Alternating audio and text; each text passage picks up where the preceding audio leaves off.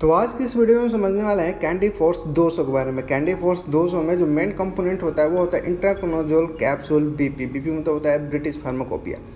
अब समझते हैं कि कैंडी फोर्स 200 के क्या फ़ायदे हैं, क्या नुकसान है और किसे खाना चाहिए और कैसे खाना चाहिए और किस चीज़ में, किस बीमारी में ये काफ़ी कारगर होता है। ये सारा जानकारी आज के इस वीडियो में मैं आपको देने वाला हूँ। तो सबसे पहले समझते हैं कि जो कैंडी फोर्स 200 होता है वो होता क्या है। कैंडी फोर्स 200 जो कैप्सूल होता है वो एक क्लास ऑफ ड्रग से बिलोंग करता है। इसको हम बोलते हैं एंटी फंगल, जिसका हम लोग यूज़ करते हैं फंगल इन्फेक्शन के लिए और ईस्ट इन्फेक्शन के लिए। अभी फंगल इन्फेक्शन और इन्फेक्शन किस किस बॉडी पार्ट में हो सकता है, जैसे कुछ एग्जांपल से बात करते हैं। जैसे स्किन पे इसे ज़्यादातर देखने को मिलता है, माउथ में, नेल पे, हैंड पे, फीट पे, डाइजेस्टिव ट्रैक में, थ्रोट में, गले में हो सकता है, वेजाइना में हो सकता है और भी हमारे बॉडी पार्ट में इन्फेक्शन हो सकता है। तो ये सारी इन्फेक्शन में ये काफ़ी कारगर है। अब ये फंगल इन्फेक्शन और जो ईस्ट इन्फेक्शन है ये कैसे हमें इन्फेक्ट करता है। जो फंगल इन्फेक्शन है वो स्किन डिजीज है एक तरह का, ठीक है। इसमें क्या होता है, जो फंगस होता है वो हमारे टिश्यू को अटैच कर लेता है, उसके बाद इन्फेक्शन कॉज करता है। अब एक चीज़ मैं आपको बता दूं कि ये जो फंगल इन्फेक्शन और जो ईस्ट इन्फेक्शन है ये कॉमनली देखा जाता है मॉइस्ट और वार्म एरिया ऑफ बॉडी में। जैसे कि जहाँ पे जैसे हम शूज़ पहनते हैं तो शूज़ में कई लोगों को काफ़ी पसीना होता है तो उनके फीट में ये सब इन्फेक्शन हो सकते हैं।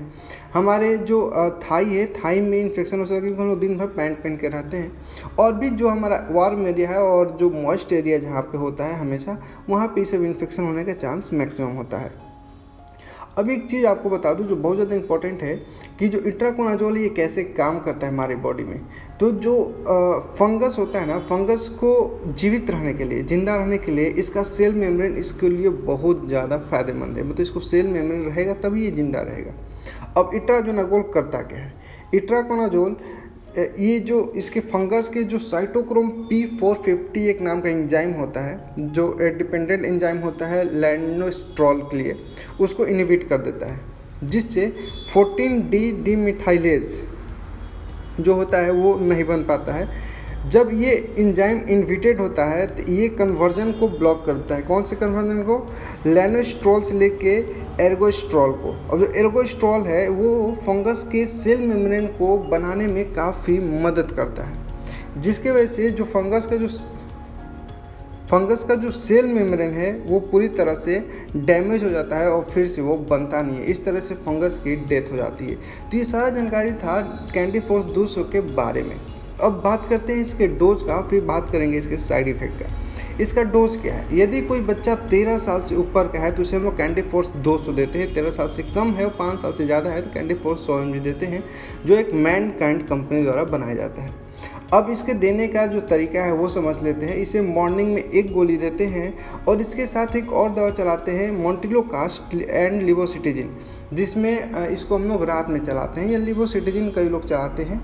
तो इसे हम लोग रात में एक गोली चलाते हैं और कैंडी फोर्स 200 को दिन में एक गोली चलाते हैं। और इसका जो डोज होता है वो टोटल 3 महीना का होता है। डोज आप कंप्लीट नहीं करते हैं तो इन्फेक्शन होने का चांस कम नहीं होता है। आप जब तक खाइएगा तब तक ठीक रहेगा, छोड़ दीजिएगा तो इन्फेक्शन फिर से हो जाएगा। तो इसीलिए आप कम से कम 3 महीने का डोज। अब बात करते हैं इससे रिलेटेड कुछ साइड इफ़ेक्ट को, कि इसका जो साइड इफ़ेक्ट है, साइड इफ़ेक्ट किस तरह से हमें देखने को मिलता है और किन किन लोगों में हमें साइड इफ़ेक्ट देखने को मिलता है। तो साइड इफ़ेक्ट देखने से पहले एक वार्निंग है कि किसे यूज़ नहीं करना चाहिए, ये भी हमारे लिए बहुत ज़्यादा इंपॉर्टेंट है। तो इसे अल्कोहल के साथ नहीं लें, प्रेग्नेंट फीमेल इसे नहीं लें। यदि आप प्रेगनेंसी में हो और आप ब्रेस्ट फीडिंग कराते हैं तो अपने डॉक्टर से आप ज़रूर कंसल्ट करें। और ड्राइविंग करते समय या लीवर का कोई डिजीज़ है तो इस सब कंडीशन में, किडनी में कोई डिजीज़ है या किडनी में किसी प्रकार कोई प्रॉब्लम था, आपको हिस्ट्री था इसका, या कोई भी फंक्शनल डिजीज़ है तो अपने डॉक्टर से ज़रूर संपर्क करें। और अपने लाइफ स्टाइल को भी चेंज करना होता है इस इन्फेक्शन से बचने के लिए। जैसे आपको हैंड वॉश करना होता है हमेशा, फिर शेयरिंग टॉवल जो होता है इसे यूज़ नहीं करना होता है। बेडशीट को आप अपना इंडिविजुअल बेडशीट बनाएं, शूज़, सॉक्स ये सब शेयर नहीं करें और क्लीन एरिया पे बैठें। एक्सरसाइज ज़रूर है, एक्सरसाइज मस्ट है, एक्सरसाइज करें। ये सब आपको जो रेगुलर एक्टिविटी है आपको चेंज करना होगा अपने डेली लाइफ को। फिर अब बात करते हैं इससे रिलेटेड अब साइड इफ़ेक्ट के बारे में। तो इसके साइड इफ़ेक्ट्स कॉमन ही है जैसे और सब मेडिसिन के होते हैं। जैसे इसे यूज़ करने से किसी किसी व्यक्ति में नोजिया देखने को मिलता है, हेडेक मिलता है, डायरिया, टायर्डनेस, थोड़ा थकान सा लगता है, कॉफ, कोल्ड, थ्रोट पेन या बैक पेन या स्टमक पेन, ये सब सिम्टम कई लोगों में देखने को मिलता है। कई लोगों में तो ज़्यादातर देखने को नहीं मिलता है, जैसे मैंने वोटिंग लगा रखा है, इसे भी देख सकते हैं। इसका साइड इफ़ेक्ट बहुत ही कम होता है। हाँ, यदि इससे रिलेटेड किसी भी कोई भी प्रॉब्लम हो आपको इसके कैप्सूल खाने से, तो आप तुरंत अपने डॉक्टर से कंसल्ट करें। अब बात करते हैं कि जो कैंडी फोर्स 200 है या इंट्राकोनाजोल जो है, ये दोनों फॉर्म में अवेलेबल है। ओरल फॉर्म में भी अवेलेबल है और इंजेक्शन फॉर्म में भी अवेलेबल है। तो आपके लिए कौन सा बेनिफिट है ये आपके इन्फेक्शन को देख के पता चलता है। तो आप डॉक्टर से किसी भी मेडिसिन को यूज़ करने से पहले डॉक्टर से संपर्क जरूर लें। तो ये पूरा जानकारी था कैंडी फोर्स 200 mg के बारे में। ऐसे मेडिसिन की जानकारी हम लेके आते रहते हैं और बीमारियों के बारे में बताते रहते हैं। तो किस मेडिसिन और किस बीमारी के बारे में आप जानना चाहते हैं, कमेंट सेक्शन में अपना सजेशन जरूर दें। फिर मिलते हैं हम आपसे नेक्स्ट वीडियो में।